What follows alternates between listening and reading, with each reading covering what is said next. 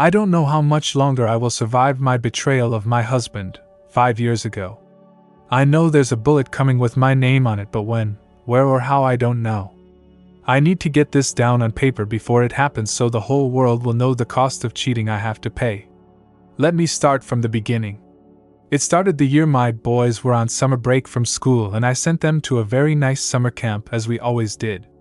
Ron was 17 and Jerry was 16 at the time. My husband, Robert, was on a mission for the military to some South American country.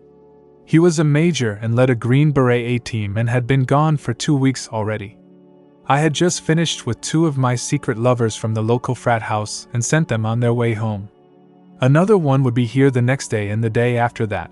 Well, you get the picture. I had a young stud servicing me every weekday except Mondays when 2 brothers came together. It started 3 years ago when I was invited to go to a frat party with one of the football players that had been fucking me for a month. The word got out I had a thing for young men with large cocks and I had boys hitting on me all night. I know I consumed a lot of beer that night and was taken to a bedroom. I took on everyone that wanted a piece and gave it to them happily. By morning I was one well-fucked woman. I don't know how many loads I took in all 3 holes, but I was leaking like a sieve. My hubby would be gone for another month at the time. I made arrangement with several of the guys to visit me while the boys were in school. That started a series of affairs that had gone on for 3 years already. My kids and husband never found out as I was so careful not to leave any clues. As I said, the 2 brothers had just left me and I was headed for the shower when the doorbell rang. I answered it wearing a robe and nothing else underneath. There stood 2 captains I had never seen before, but they had the silver wings of a Green Beret on their chests. "Mrs. Robert Johnson?" "Yes, that's me. I am Captain Mitchell and this is Captain Rogers. It is with deep regret that Major Robert Johnson was killed this morning in a plane crash in South America. We don't have all the details nor do we know if his body can be recovered at this time. The plane went down in hostile territory and the entire team was lost." That was the last thing I remembered until I woke up later on the couch with my sister-in-law, Julie, wiping my face with a cold damp hand towel. The 2 captains had picked me up off the floor and called her from the emergency contact card they had. They left when she got there and my brother was on his way there from work. She got me up and gave me a glass of water, then took me to the shower. "Listen, Robin, I don't want to know anything about what you have been doing, but judging by the amount of sperm running down your legs and the puddle on the floor where you collapsed, I'd say it was no good. I cleaned the puddle up and now you better wash the rest away before my husband, your brother, gets here and sees it. If you weren't my sister-in-law, I'd call you a fucking slut and a whore right now and walk away from you. Now you have about 45 minutes before Al gets here to clean up and get dressed like a decent woman should be. I'll be in the living room after I pour a cup of coffee. Now move, bitch." I got my head together and showered and dressed quickly. My husband was killed while I cheating on him, and now my brother's wife knew about it, and quite possibly those 2 captains too. What was I going to tell the boys? Would Julie tell on me? My stomach lurched and I threw up in the bathroom sink. If anyone had seen those contents, there would be no doubt what I had been swallowing all morning. I rinsed it all down the drain and brushed my teeth and rinsed out everything. I looked in the mirror and saw my eyes were red and puffy from all the crying I was doing. Every time I thought about what I had been doing while my husband died, I would cry harder. Julie finally came and could tell the way my shoulders were heaving that I was racked with sobbing. She helped me back to my bed and sat me down while she dabbed my eyes with the tissue from the box on the nightstand. "Robin, we'll help you get through this and help the boys too. When it done, you and I will have a sit-down girl-to-girl and heart-to-heart talk, and you will have to answer some very pointed questions. No lying or deceit from you will be accepted. I won't tell anyone what I saw today either." "Thank you, Julie. I am feeling so bad right now. Why did this have to happen now? He only had 3 more years to retire and be with me forever after that. Maybe you are being punished by a higher power. Al is here and he wants to make sure you are okay before he goes to the camp to get the boys. Don't worry about telling them. He'll break it to them gently and be there for them, then bring them home." Julie and I went out to the living room and Al held me for a few minutes rubbing my back. He said he would be back with the boys in the morning. The camp was 12-hour round-trip drive, so watched for them in about 14 hours. As he was leaving, 2 women showed up and said they were from the base officers' wives club and they came to see if I needed anything. They told me the military will handle all the funereal contacts and take care of everything for me. The base chaplain would be by tomorrow afternoon to talk to me and the boys. All I could do was nod to them. I was crying so hard I couldn't even talk. They sat with me while Julie changed the sheets and blankets on my bed and putting them in the washing machine. As the news spread like wildfire, friends dropped by to offer their condolences and made sure Julie had their phone numbers in case I needed anything. A colonel from base security stopped by to collect any records Robert may have had, but since he didn't bring anything home, there wasn't anything to collect. He offered his deepest sympathy and left. When everyone had gone for the night, Julie gave me a sleeping pill and put me to bed, and she slept out on the couch. I slept fitfully through the night.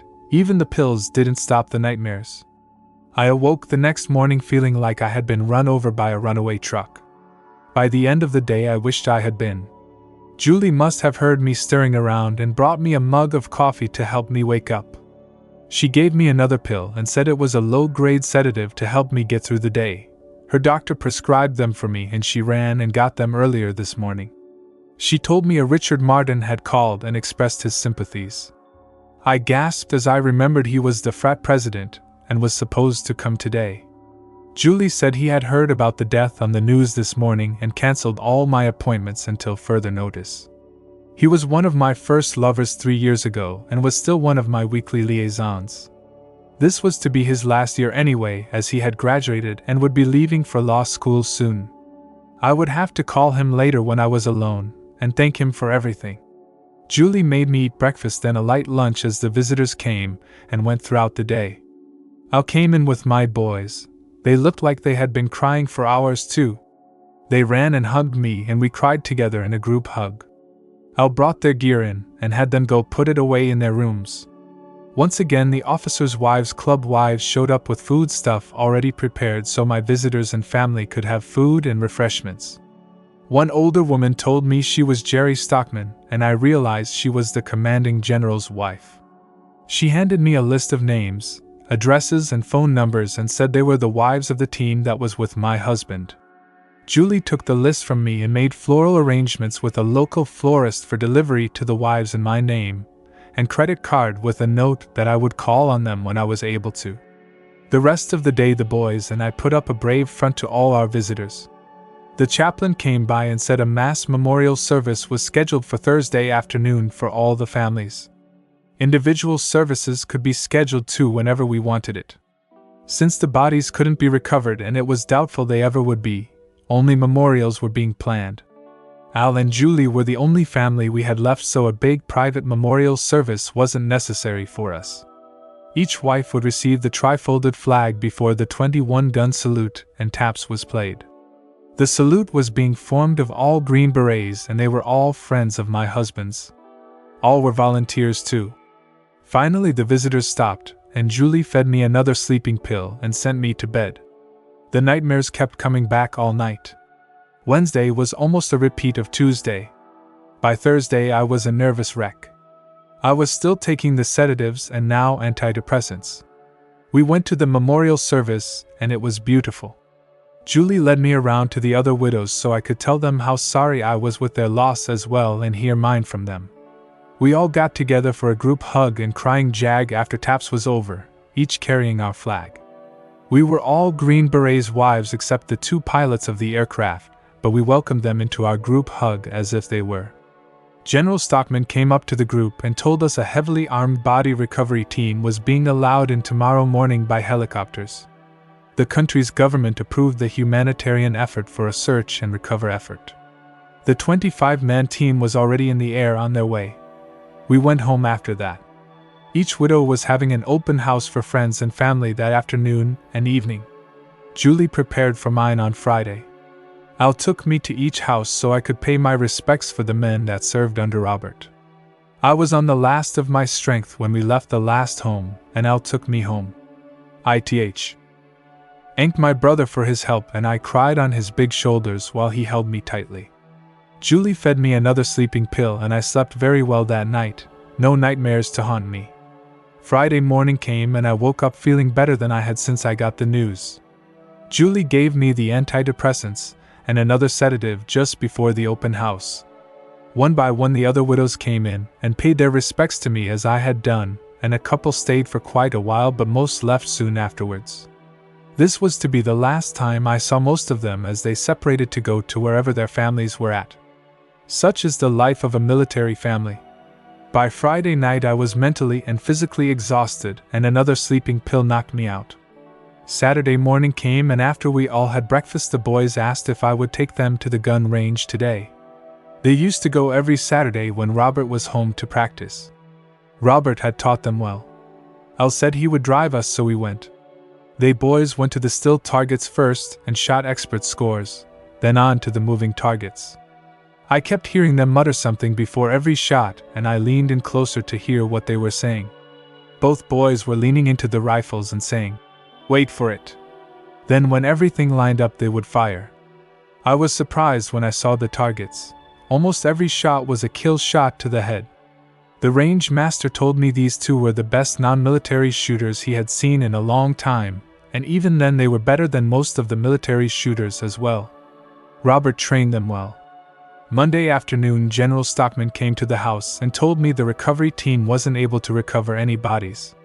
The aircraft had literally exploded into a fireball in the air, and the fire consumed everything inside the plane. Whatever was left the animals and insects finished. The only remains they found were semi-melted dog tags for all 11 men. Once again I had his heartfelt sympathy. Julie sedated me into a deep sleep once again. The summer came and went. The boys returned to school, Ron as a senior and Jerry was a junior. Their fellow classmates gave them both a hearty welcome and the school offered their sympathies as well and life went on. Then the first disaster hit, college football. I was watching it on TV with the boys as the local college was playing a distant college, and there was my first lover on the field. He was running the ball toward the goal post to score the winning touchdown. He crossed the line, and when he raised his arms in victory his head exploded on national TV. We three sat there totally stunned as the channel went to a commercial real quick. It was all over the news for days. A sniper on the roof of a school building had fired the shot that killed my former lover. It became the talk of the town for weeks after that. No one had any idea who the shooter was or why he had been chosen as the victim. The police were stumped. The night of the shooting Richard Martin called me from his new campus. He told me the new frat president called him and reported that Richard's journals had been stolen from the records hall. He told me the journals never mentioned my name in them but every lover I had was listed with dates and times. The dead player's name was first on the list. I almost passed out when he told me there was a record kept and I got dizzy when he told me the last part. It was 3 days later when the national news announced the death of Richard Martin as the result of a sniper shooting on his campus. He had been studying in his dorm room when the shot shattered the window and his head next. The shot came from a tree over half-mile away. No clues to the sniper were found. This time the police visited me as my name and phone number were on his Rolodex. They showed me a photograph of a letter he had gotten the day before and all it said was, "Wait for it." When I came to, they asked what it meant. I told them that was what moving target shooters said as they waited for their target to line up with the crosshairs of their scopes. My husband had taught that to my sons and they said it when they fired the kill shots at the range. The police LT told me that the same letter had been found at the football player's room. I went down again. Now the police were interested in me and my connection to the victims. I didn't tell them they were both lovers of mine, just that I knew them both from around town and that seemed to placate them for now. Over the course of the next 2 years my former lovers all died one by one at the hands of the sniper. The 2 brothers were the last to go. The police came to me every time and they had all received that same message the day before. Wait for it. At some point they found out that all the victims had been sleeping with me on a regular basis when my husband was out of town and kids were in school. Somehow the word got out and the people in town started pulling away from me. Even my boys left home and wouldn't talk to me anymore. Julie came to check on me once in a while but she didn't stay long either. Both boys joined the army when they graduated high school and went to snipers training and applied to the Special Forces school. I wasn't invited to basic graduations and was told not to show up there either. I had to remove graffiti off my garage doors as someone painted slut, whore and bitch on it several times. People in town looked at me and just sneered in disgust at me. Men kept hitting on me for a fuck date when their wives weren't around. I hadn't taken a lover since the day my husband died and would never again either. I finally had to move a couple hours drive away where I wasn't known by anyone and only the boys, my brother and his wife, knew where I lived now. I had attempted suicide twice and was seeing a therapist, taking antidepressants daily and going to sex addiction group meetings. I was losing weight and looking very old now for a woman that was only 40. I looked 60. I didn't care anymore. I wanted to die. Al and Julie visited with me weekly and tried to snap me out of the funk I was in. Without my boys, I didn't have the will to live anymore. I was responsible for the deaths of 10 young men, and it ate at my very soul. Now, on the anniversary of Robert's death, I am looking at the letter I got in today's mail. Those 3 haunting words. Wait for it. I am waiting for it, and I am welcoming it when it comes. My will is written and at the lawyer's office. My burial expenses are paid off. I called Al and Julie when I got the letter and told them goodbye and asked them to ask my sons to forgive me please and asked for theirs too. They both gave me theirs and I hung up the phone. I am sitting in front of a big picture window while typing this on my laptop.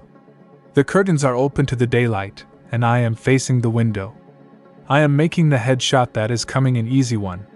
As I sit here looking at the street wondering where the shot would come from, a military police car pulls up in my driveway with its red and blue lights flashing. I watch as 2 officers get out and the first thing I see is the glare off the silver wings on their chests. Somehow they look familiar to me, and as they came up to the door and walked in without knocking, I see it is my 2 sons.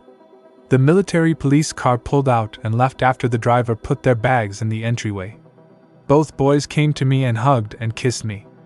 I heard 3 shots ring out in the afternoon air and both boys looked at me and Ron told me it was over, the sniper was dead. They told me I was forgiven by them and the Green Beret take care of their own. I don't know who the sniper was and no one will ever tell me if it was Robert or not. I have my boys back and that's all that matters now.